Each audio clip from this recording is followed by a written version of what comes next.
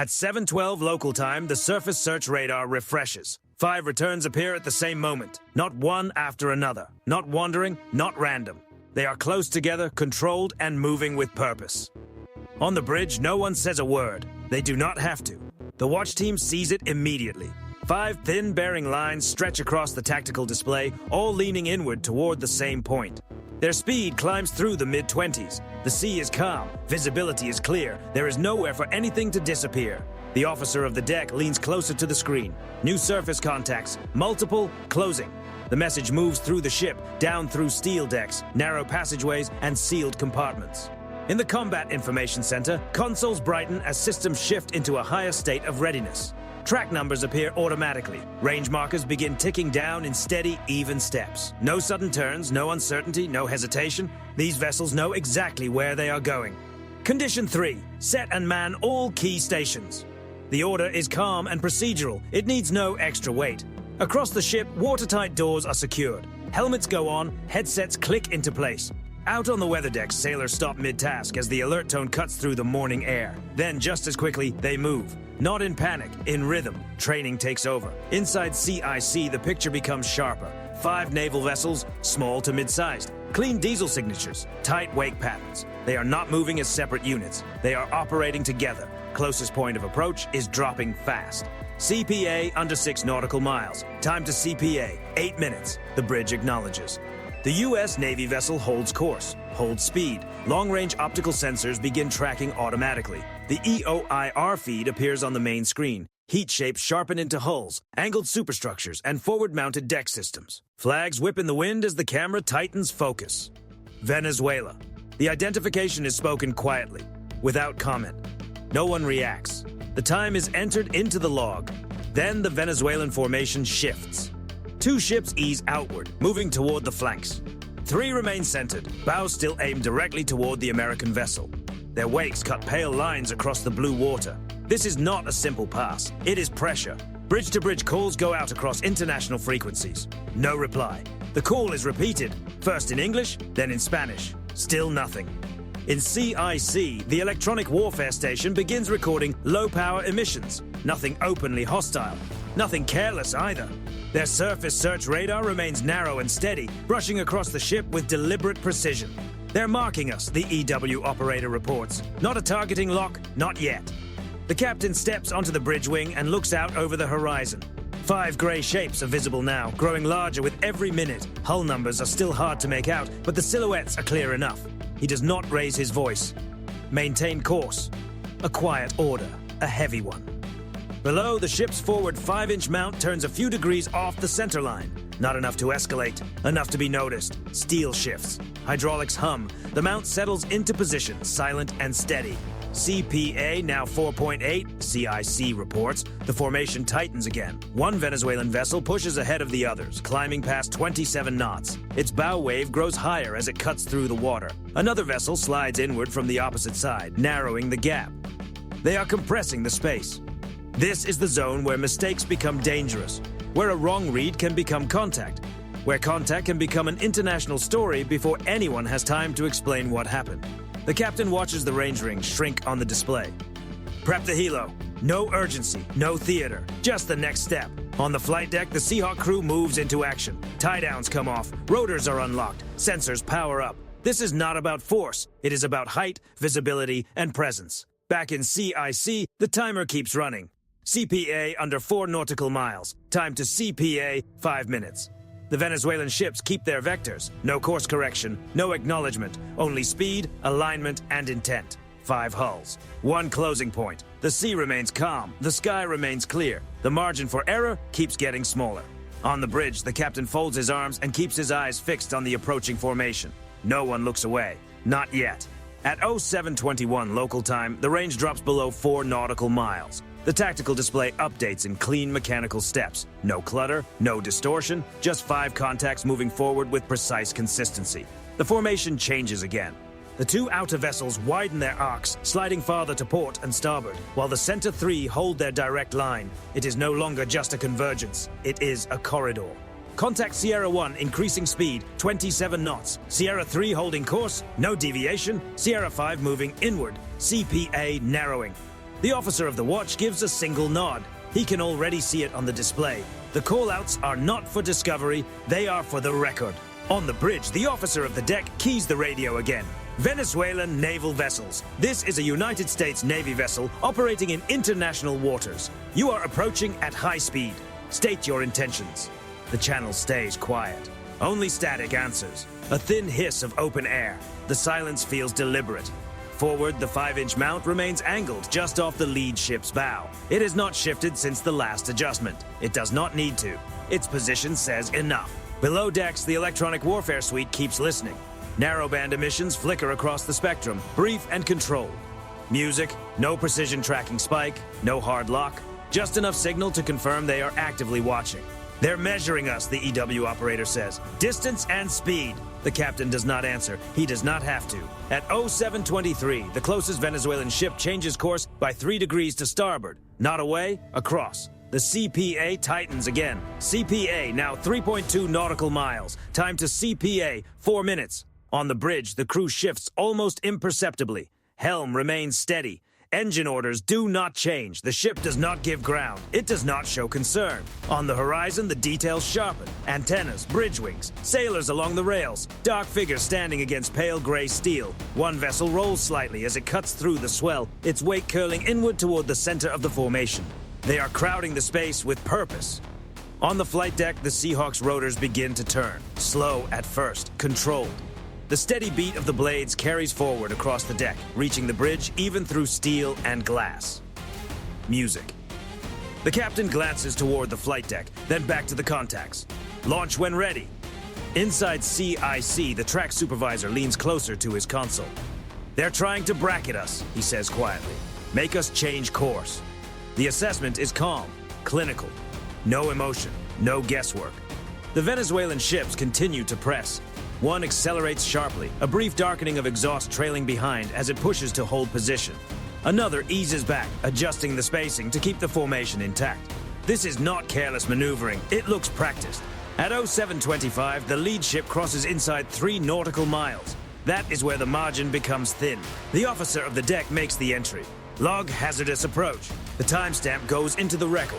On the bridge wing, binoculars rise. The captain studies the lead ship's bridge. Now he can see movement clearly. Orders being passed. A hand gripping the rail, another pointing forward. Still, the radio stays silent.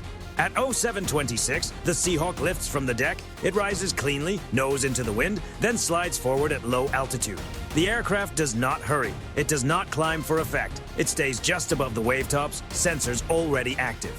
In CIC, the helicopter's feed appears on the main screen.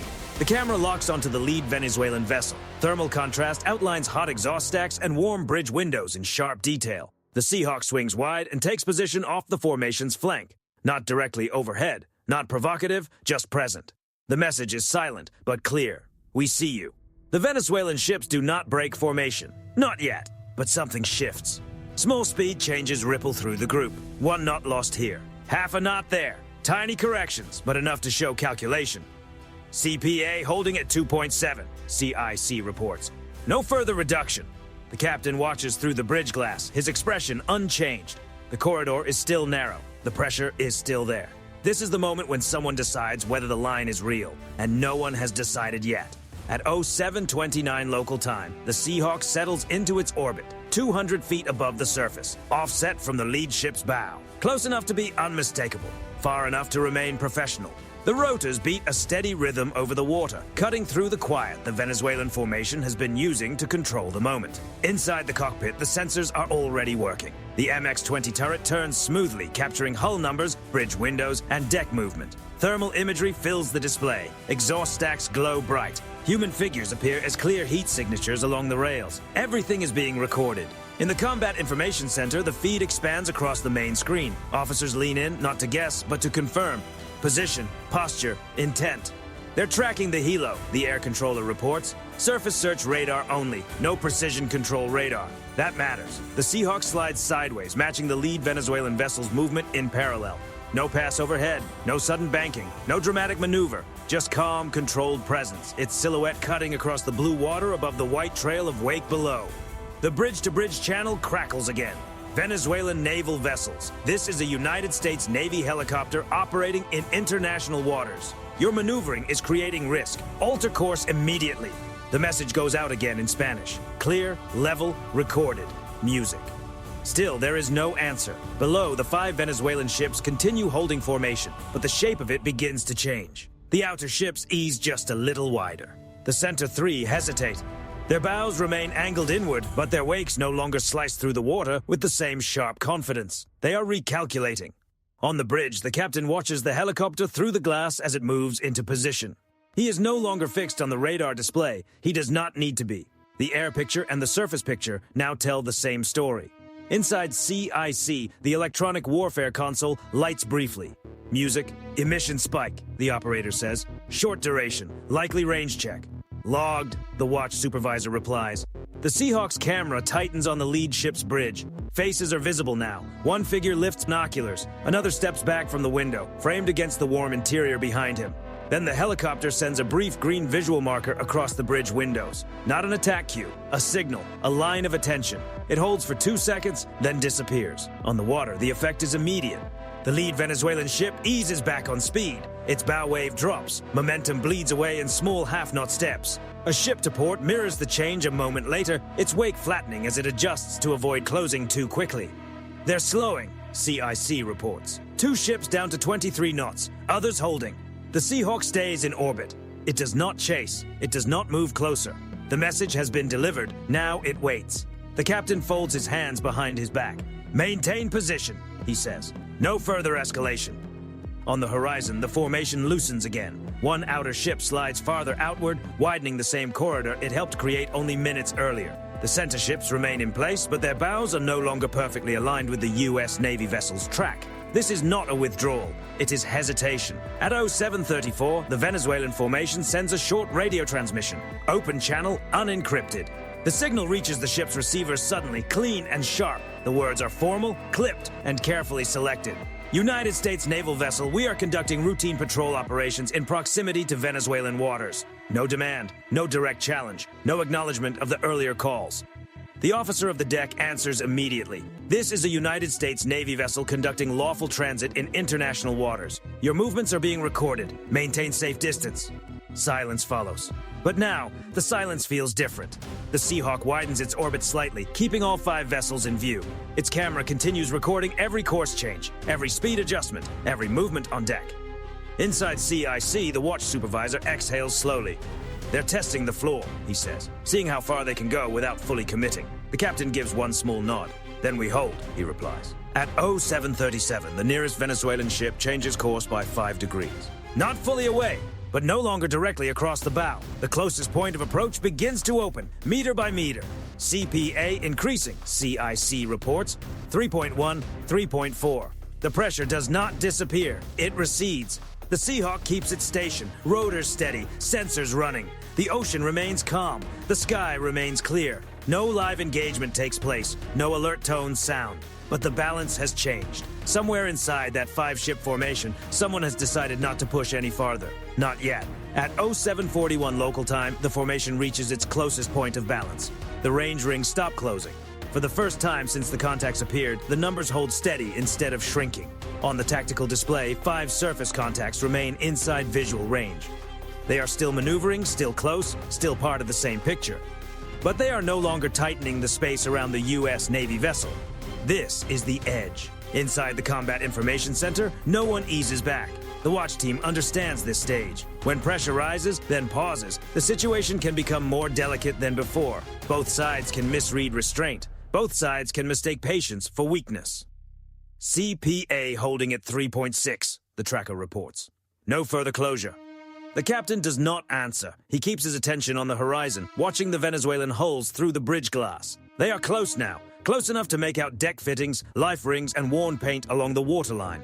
One Venezuelan ship begins a slow turn to port. Not sharp, not dramatic, just enough to reduce the angle. Seconds later, another vessel mirrors the movement. Its wake begins to bend outward instead of inward. The corridor opens by inches, then by yards. On the Seahawk's feed, activity aboard the lead ship begins to change.